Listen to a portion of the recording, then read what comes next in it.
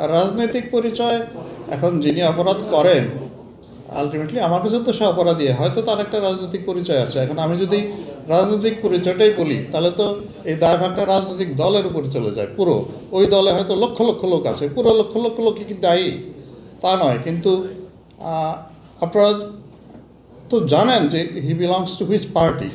এখন আমার মুখ দিয়ে বলালে এটা কি আর মানে what extra benefit it gets আসলে। ধরেন আমরা আপনাদের আস্থার জায়গায় নেই দেশবাসীর, এটা তো নিশ্চিত, কারণ 15 বছরে how we behave to the society. আপনি কেন আমাকে আস্থায় রাখবেন? 150 বছরের ইতিহাস দেখেন আমার, একবারে সেই নীলকরদের সময় থেকে লাল পাগড়ি পরে আমরা তো মানুষকে পিটিয়েছি। দিস পুলিশ যারা আমাদের প্রোজেনিটার, তা আমরা আস্থার জায়গায় ওইটাই আমি বলছি যে আমরা চেষ্টা করছি যে 5ই আগস্টের পরে সেই অপ্রেসিভ পুলিশ ফোর্স থেকে আমরা প্রো পিপল পুলিশ ফোর্স হওয়ার আমরা চেষ্টা করেছি। আপনারা দেখেছেন রাস্তা বন্ধ করে রেখেছে মানুষজন, আমরা তো গো ফর স্ট্রাইক, আমরা তো আঘাত করতে যাইনি যতটা পেরেছি, আমরা বরং আঘাতপ্রাপ্ত হয়েছি। আপনারা দেখেছেন পুলিশকে চর মারা হচ্ছে। Can you imagine people storming into the police stations and snatching away someone arrested? মানে কতটুক পর্যন্ত আমরা গিয়েছি যে let us see how the society behaves. আপনারাই একসময় সোসাইটি একসময় অনুধাবন করবে যে না, এটা তো আমাকে একটা জায়গায় তো উই মাস্ট লিমিট আওয়ারসেলভস, যে আপনাকে মানে এটা অর্ডারটা কে রাখবে? একটা বাহিনী তো লাগবে।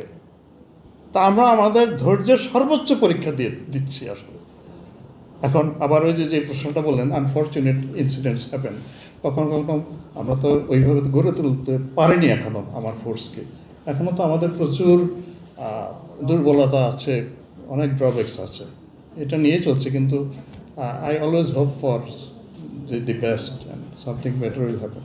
মোস্টলি যারা অফিসার্স, ডিসিশন মেকার, তাদেরকে বাইরে রাখা হয়েছে, নট দি কনস্টেবলরা তো আমার তো এত সেট কনস্টেবল নাই, নিচের লেভেলের ওনারা আগেও করেছেন, কিন্তু তারা তো ডিসাইডিং ফ্যাক্টরস না। থানার একজন ওসি, একজন ইন্সপেক্টরস, সামটাইমস দি সাব ইন্সপেক্টরস, তারা ডিসাইডিং ফ্যাক্টর হয়ে যান। তো মোস্টলি ইন্সপেক্টর অ্যান্ড অ্যাবাভ যারা ডিউটি করেছেন আগে, তাদেরকেই আমরা স্ক্রিন আউট করে রেখেছি। না, নট অ্যাট অল।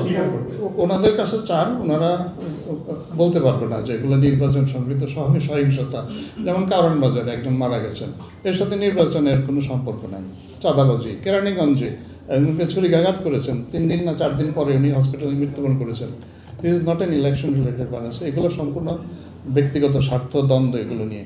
এখন রাইটস গ্রুপ তারা হয়তোবা তারা পত্রিকার নিউজগুলো একসাথে করে যোগ করে নাম্বারটা বলেছে। আমরা 5টা একেবারে স্পেসিফিক্যালি বলতে পারবো। একটা আমি শরীফ ওসমান হাদি, আর একটা হচ্ছে শেরপুরে। এই 2টা হচ্ছে পরস্পর বিরোধী রাজনৈতিক সংঘাতের জন্য। বাকি 3টাই হচ্ছে কোনো একটা রাজনৈতিক দলের অন্তঃকলন দল।